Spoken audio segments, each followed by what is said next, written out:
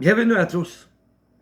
Aujourd'hui, notre lecture se fera dans l'Évangile de Luc, au 5e chapitre, le verset 12 et le verset 13. Évangile de Luc, 5e chapitre, verset 12.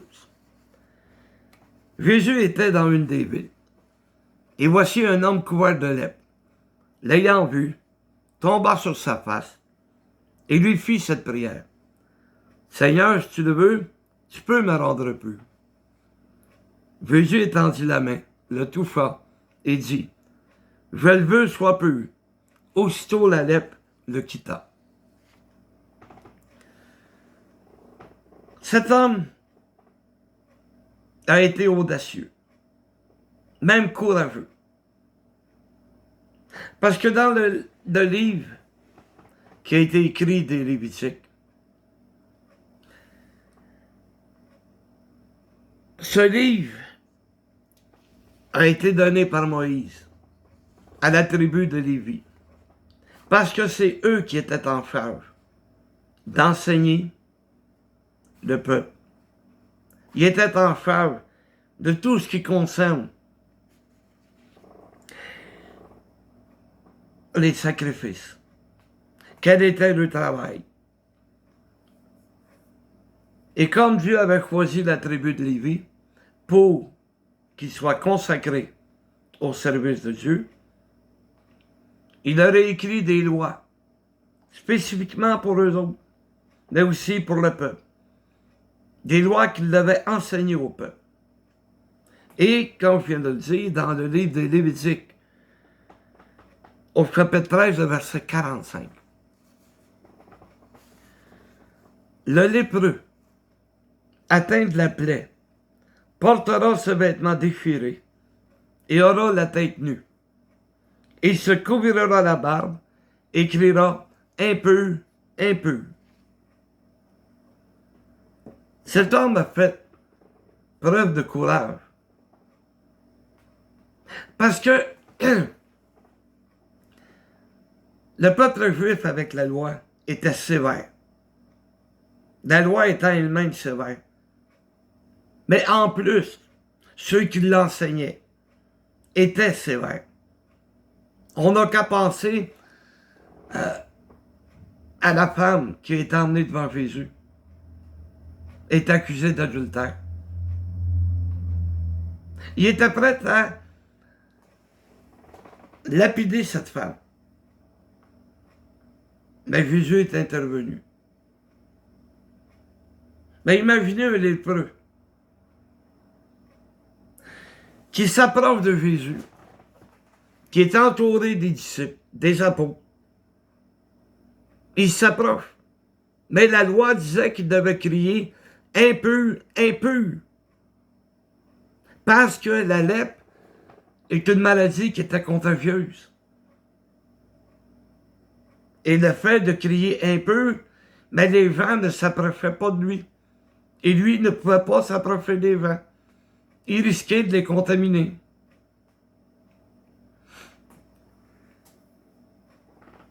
S'il avait crié impur, croyez-vous que les apôtres l'auraient laissé s'approcher de Jésus?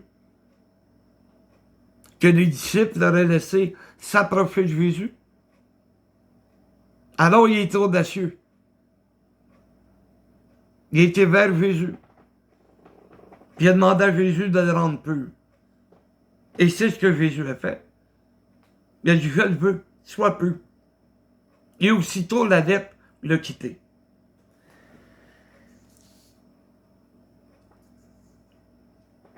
Les gens qui étaient atteints de lèpre avaient une vie misérable. En plus d'être malades, en plus d'être couverts d'ulcères, ils étaient séparés de ceux qui aimaient, leur famille, leurs femmes, leurs enfants. Ils étaient séparés de tous leurs amis. Ils ne pouvaient pas avoir contact avec eux autres parce qu'ils étaient contagieux. Le peuple d'Israël avait surnommé cette maladie Swara Ahat. Aujourd'hui, on parle du bassin de Hausen. C'est un chercheur norvégien, dans les années 1800, qui a découvert le bacille, c'est-à-dire la bactérie qui causait la lèpre. Et à partir de ces moments-là, les chercheurs excusez, ont fait des recherches sur la maladie. Et aujourd'hui, il n'y en a presque plus de la lèpre. Il y en a encore. Mais à cause de cette découverte, ben, ils peuvent soit la prévenir, soit apaiser les souffrances. C'est plus ce que c'était au temps de Jésus. Mais c'est quand même la lèpre. Et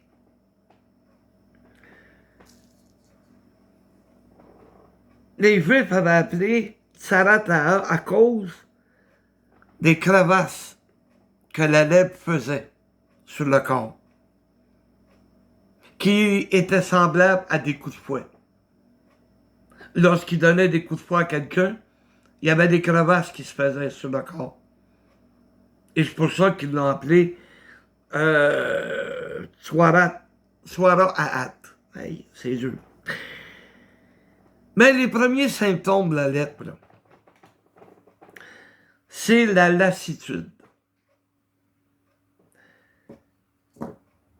le goût de rien, l'épuisement total, le découragement total.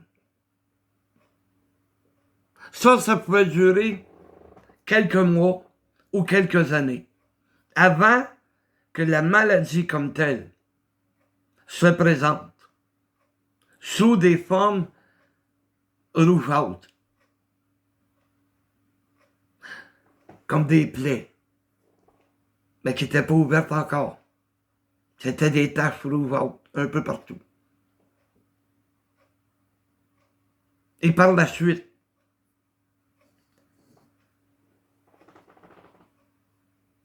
apparaissaient justement des pustules, ou je vais mieux des bobos, des gales, des crevasses.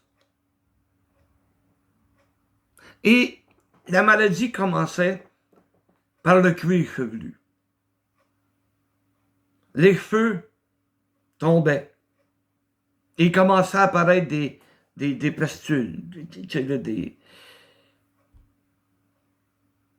des crevasses.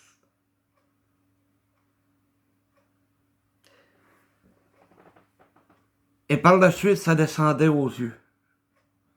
Les sourcils tombaient, les cils.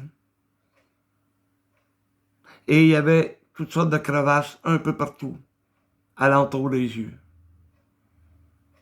Ensuite, ça descendait au nez. Parfois, il ne lui restait rien qu'une narine. L'autre étant tellement magané qu'il ne pouvait même plus respirer par cette narine-là. Ensuite, la lèpre, elle allait alentour de la bouche. Et s'il y avait des dents, il les perdait toutes. Il y avait des bouts de la bouche qui disparaissaient. Il y avait toutes sortes de gales. Il y en avait partout sur le corps. Ça allait jusque sur les mains. Et sur les mains, les phalanges. Ça commençait par les ongles. Les ongles tombaient. Ensuite de ça, la maladie mangeait, puis rongeait, jusqu'à la première phalange. Et la phalange tombait à terre. Ensuite, ça pouvait continuer jusqu'à la deuxième phalange. C'était tout rongé. C'était rouge, c'était noir. Et les doigts tombaient par terre. Ensuite, ça s'attaquait aux pieds. Les orteils de pied faisaient la même chose. Ça commençait par les ongles, Ensuite, ça s'attaquait jusqu'aux phalanges. Et les orteils tombaient.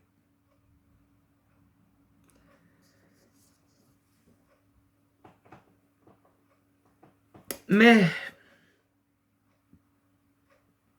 le pire, pour un des plus, c'était la solitude. Car le lépreux devait quitter sa famille. Il devait quitter sa maison.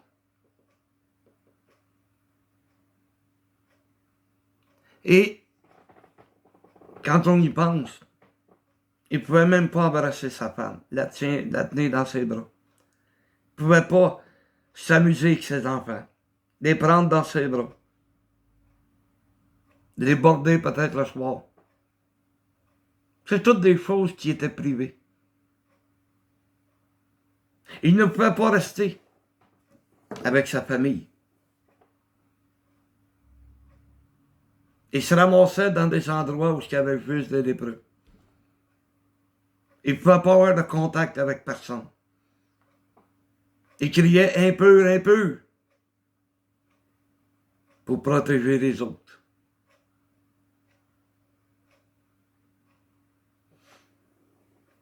Vous savez, autrefois, tu te promenais sur la rue, tu étais sur le trottoir, tu rencontrais quelqu'un. Bonjour, comment allez-vous? Il y avait une politesse, ce qui n'existe plus aujourd'hui. Aujourd'hui, le monde est tellement pressé par le temps qu'ils n'ont même pas le temps de te voir. Même si tu disais bonjour, comment allez-vous, ils n'auront pas le temps de te répondre. Ou rarement qu'ils vont te répondre. Donc cet homme-là est exposé à la solitude.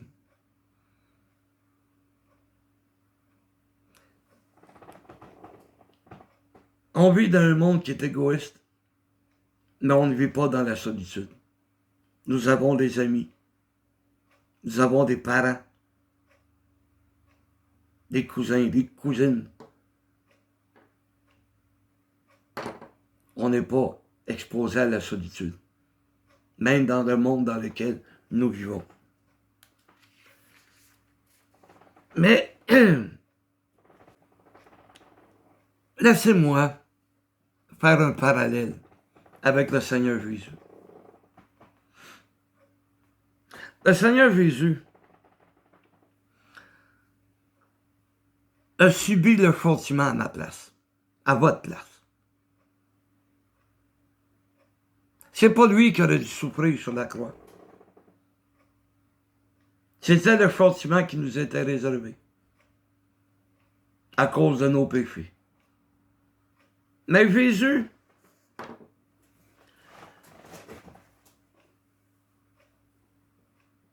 vu qu'il a pris notre place, c'est comme si il avait attrapé la lèpre. Les traces laissées par la lèpre, les traces laissées par le fouet. C'est comme si Jésus avait eu la lèpre. Et regardez bien le parallèle que je veux faire.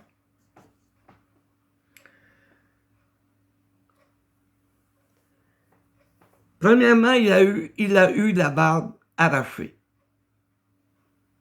Dans le livre du prophète Ésaïe, au chapitre 50, le verset 6, on peut y lire « J'ai livré mon dos à ceux qui me frappaient, et mes vous à ceux qui m'arrachaient la barbe. Je n'ai pas dérobé mon visage aux ignominies et aux crachats. »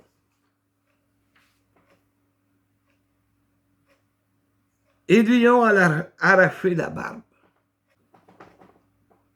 C'est comme la lèpre autour de la bouche que les lépreux étaient frappés. Ça laisse des traces. Oh, si on avait une barbe longue, assez pour l'attraper et tirer dessus. Les hommes qui avaient une barbe ou une petite moustache, Quand il y a un poil de moustache qui retrousse et que tu es là, puis t'arraches d'un coup.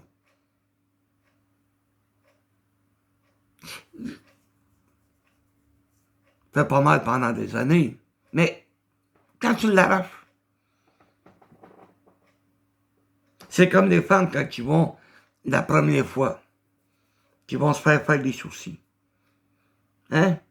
Ça tire dessus. Oh, je me l'ai pas fait faire, mais j'ai vu des femmes se faire, puis c'est sûr qu'à un moment donné, les repousses, ça se fait bien, ça fait pas mal. Mais les premiers poils qui enlèvent, c'est une certaine sensibilité. Ben, Jésus s'est fait arracher la barbe. Ensuite de ça, il a reçu des coups de poing.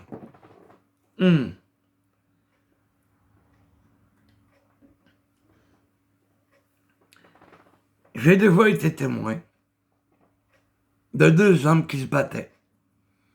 Et le lendemain, j'en ai vu un qui avait reçu un bon coup de poing sur le bord de l'œil. Ça magane, hein? Il était tout bleu. Des bouts c'était mauve, des bouts c'était noir.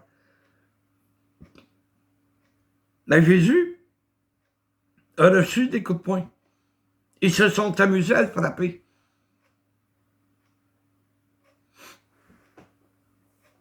Encore là, un exemple de la lèpre qui s'attaque aux yeux. Et on continue. La couronne d'épines sur la tête. Lorsqu'ils ont mis la couronne, ils l'ont pas mis juste sur le bout, là, pour pas que ça y fasse mal. Non, non, non. Ils l'ont écrasé sur sa tête. Un peu comme la lèpre qui frappait les lépreux au cuir chevelu. Jésus aussi, comme une sorte de lèpre. La tête a été atteinte.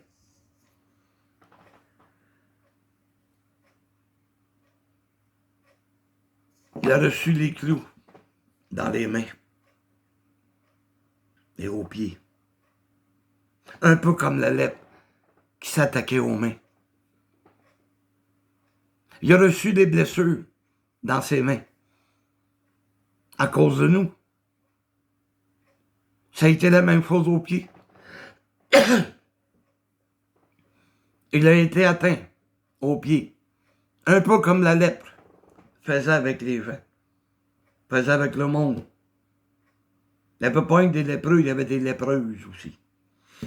S'attaquait autant à l'homme que à la femme. Ça, c'est le parallèle que j'ai fait avec Jésus. Mais maintenant, on va voir le parallèle avec nous. Nous aussi, on peut avoir la lèpre. Je l'ai appelée la lèpre spirituelle. Celle qui s'attaque à notre vie spirituelle. Et regardez bien où je veux en venir.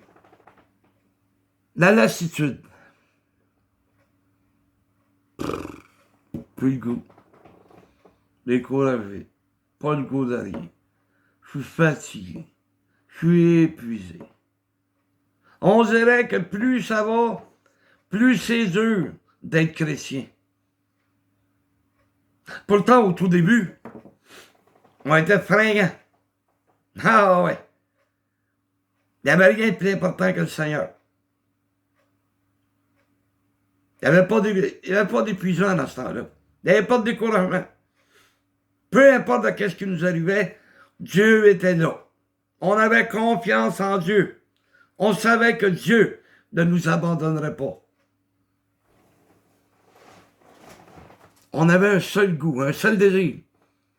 C'était de servir Dieu. Mais aujourd'hui,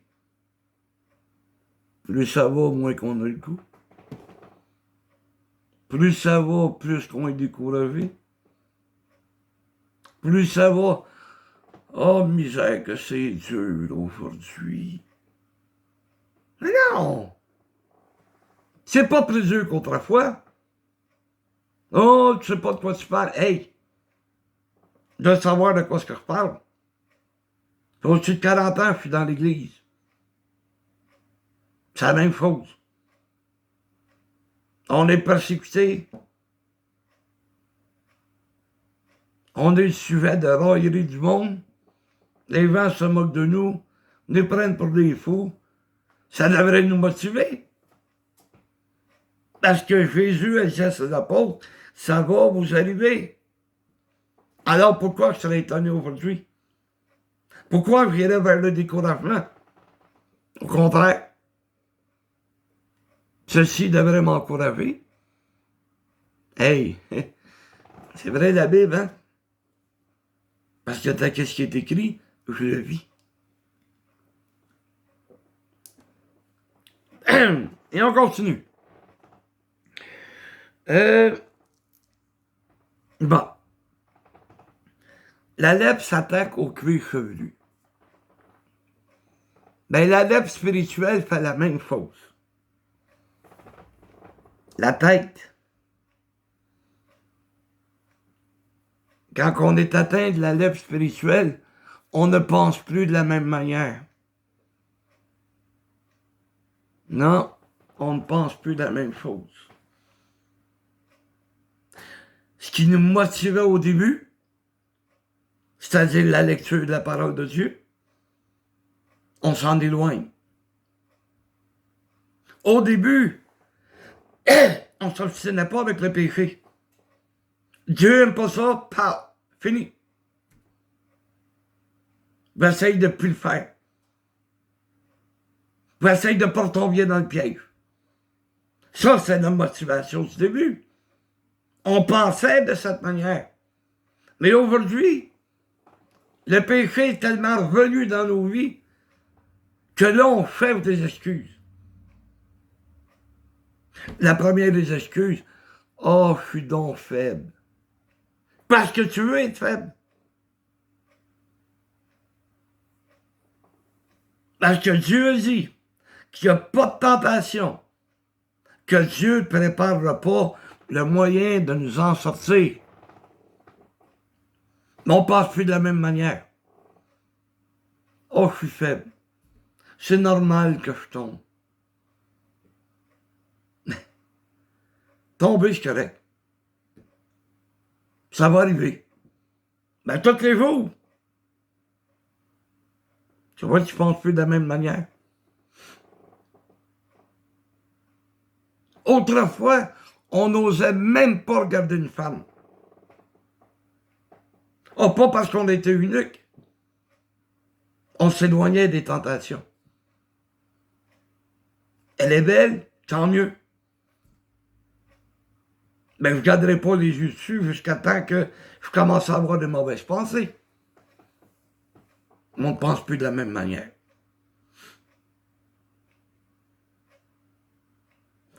Pourtant, nos pensées devraient être pour Dieu. Tu sais, c'est David qui disait, il me semble que c'est David en tout cas, Seigneur Dieu dit, vos pensées ne sont pas mes pensées. Il faut avoir les pensées de Dieu. Ce que Dieu veut, c'est notre bien. Ce que Dieu veut, c'est notre fidélité. Il ne nous demande pas de penser, là. Penser de la manière qu'on va pécher sans avoir aucun problème, aucune difficulté. Penser comme un chrétien. C'est le même qu'on pensait autrefois. Donc, voyez-vous que la lèvre spirituelle peut atteindre notre tête. Ah, ensuite, après la tête, on descendait aux yeux. Bon. Aujourd'hui, on ne voit plus des choses de la même manière. Autrefois, nous avions les regards fixés sur Jésus. Fixés sur l'obéissance. Fixés sur la parole de Dieu. On n'avait qu'un seul désir, servir Dieu.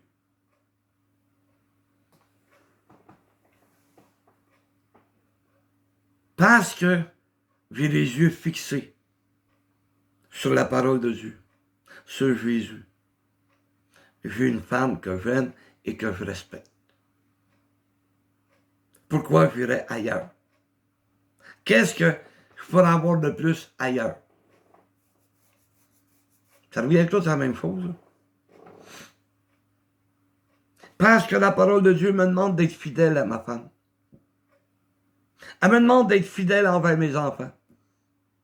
Elle me demande d'être fidèle envers Dieu. Alors, j'ai le regard fixé sur la parole de Dieu. J'ai le regard fixé sur Jésus. Que quand ça va mal, je sais que Jésus est là. Je sais que Dieu est à mes côtés. Parce que j'ai les yeux fixés sur lui. Et aujourd'hui, où sont mes yeux? Est-ce que mes yeux sont fixés sur les richesses de ce monde? Même si j'avais la plus belle des maisons, le plus beau des véhicules, j'ai plus les yeux fixés sur Jésus. Ça va me donner quoi? Si j'ai besoin des véhicules, Dieu va pourvoir. J'ai besoin d'un logement, Dieu va pourvoir. J'ai besoin d'une maison, Dieu va pourvoir. Parce que j'ai les yeux fixés sur lui. Et non pas que, pour avoir une maison, je dois te prendre une deuxième job. Pour avoir un nouveau char, je dois te prendre une troisième job. J'ai tellement de temps au travail que j'en oublie Jésus. J'en oublie Dieu. Nos yeux devraient être fixés sur Jésus. C'est la seule chose. Le nez. Oui.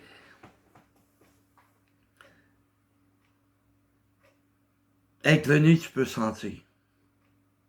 Sentir les doux parfums. Sentir aussi les mauvaises odeurs. Mais la lèvre va s'attaquer à notre nez parce que on ne sentira plus la présence de Dieu. En exemple. Là, des fois, j'ai l'impression, j'ai la sensation, je sens que Dieu est juste à côté. Mais il y a des fois, je le sens loin, mais loin. Pas lui qui est loin, c'est moi qui est éloigné. Moi, je devrais avoir les yeux fixés et m'approcher de lui, afin de sentir sa présence dans ma vie. Mais aujourd'hui, au lieu de sentir la présence de Dieu, on sent le brûler du diable. Ah ouais. Vous savez, dans les mythologies, le diable sent pas bon, il sent le feu. Puis nous autres même, quand ça sent pas bon, des fois, on est là à dire « Hey, ça sent le diable. » Hein? On devrait sentir la présence de Dieu. Et la bouche. Bon. On arrive à la bouche.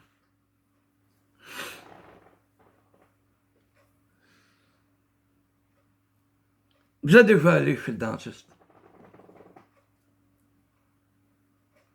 Quand on sort de là, on a l'impression d'avoir le jour large de même. Et pourtant, tu te regardes dans le miroir, puis c'est pas un jour large. Mais là, on essaye de parler.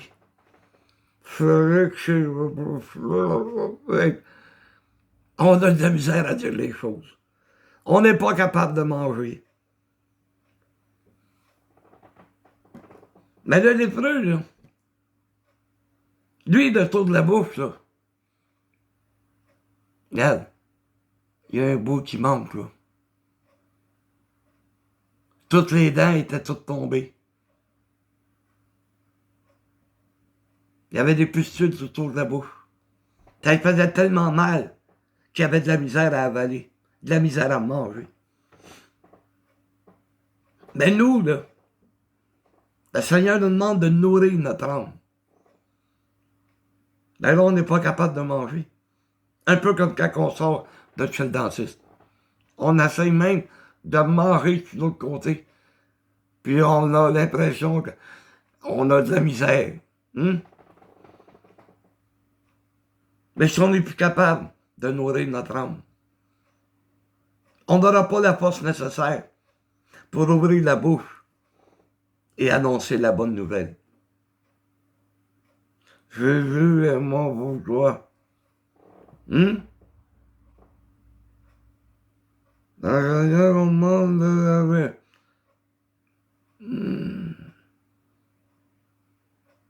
Ça, c'est de la dève spirituelle, la paix. On peut lire la parole de Dieu, mais on ne peut pas l'annoncer.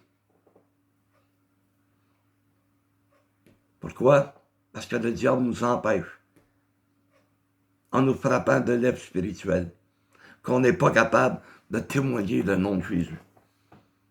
On n'est pas capable d'apporter la bonne nouvelle à l'homme perdu.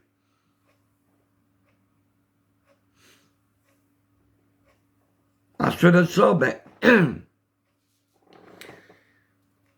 la lèvre spirituelle va s'attaquer à nos mains.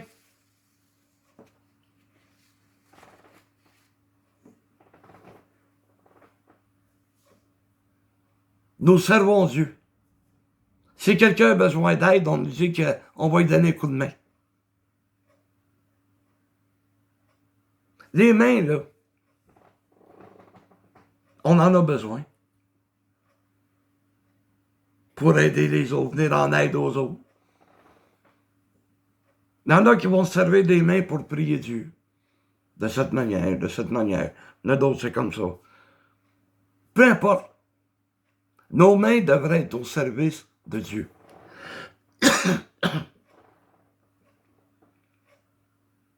Je me sers de mes mains pour jouer de la guitare.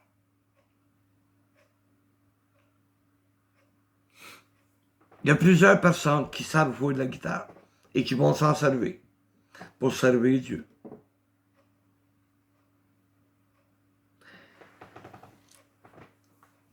Il y en a qui sont forts physiquement et qui vont aider les autres.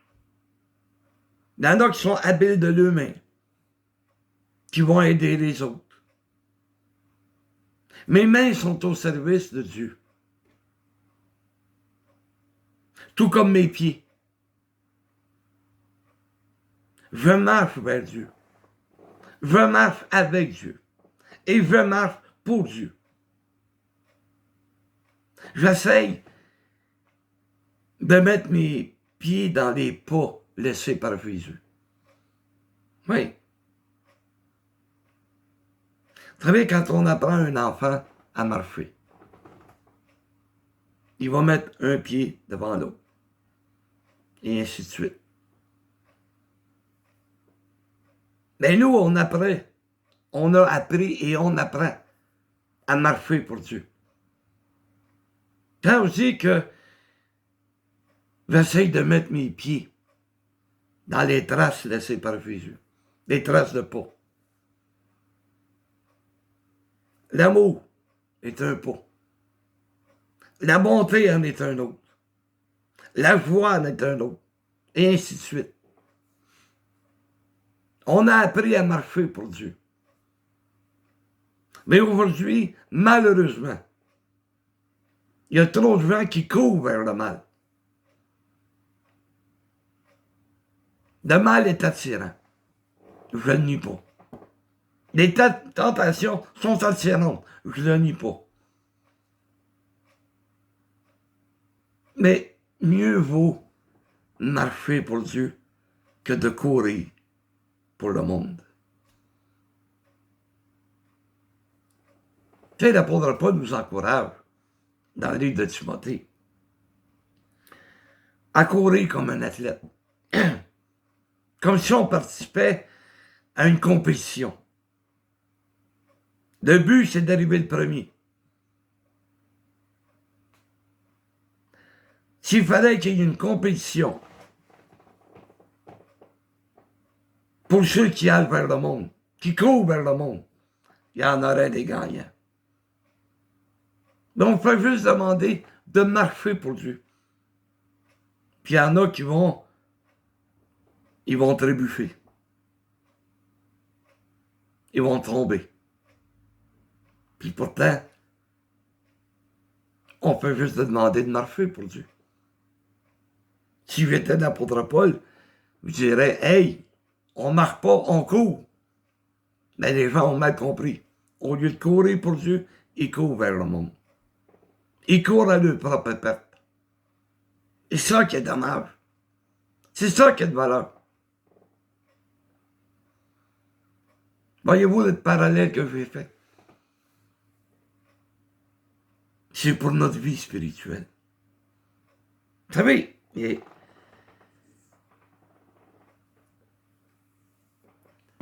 l'apôtre Pierre, 1 Pierre 2, excusez-moi, verset 3. Il dit, si vous avez goûté que le Seigneur est bon, approchez-vous de lui. Pierre vivante, précieuse devant Dieu. Approchez-vous de lui. Le diable va tout faire pour nous faire attraper la lèpre spirituelle, pour nous éloigner de Dieu. Alors que Pierre a dit, si vous avez goûté que le Seigneur est bon, pense à ce que tu aimes le plus, l'aliment que tu préfères. Je vais te donner un exemple.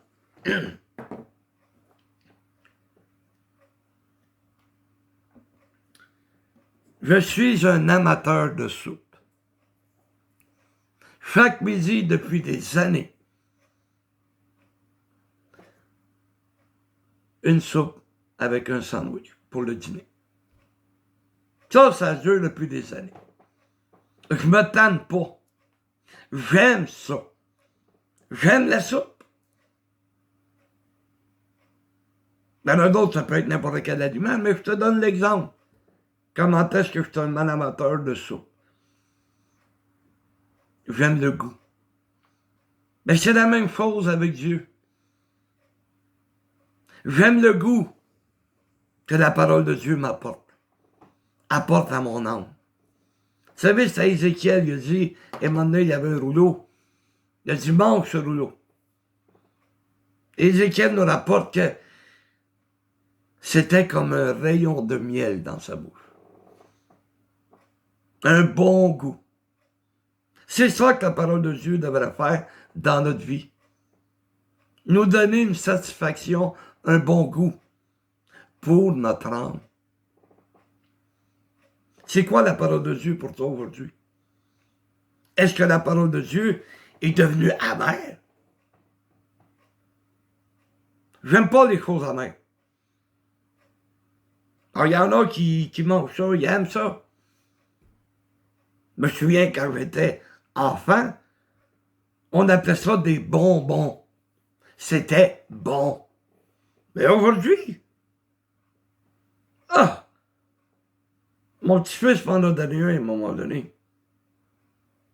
Je me suis mis ça dans la bouche. C'était surette amère, c'était pas...